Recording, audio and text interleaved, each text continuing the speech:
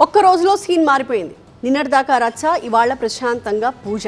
ఇది ఖమ్మం జిల్లా వెలుగుమట్ల భూదాన్ భూముల వ్యవహారంలో కొత్త అప్డేట్. ఆ డీటెయిల్స్ చూద్దాం.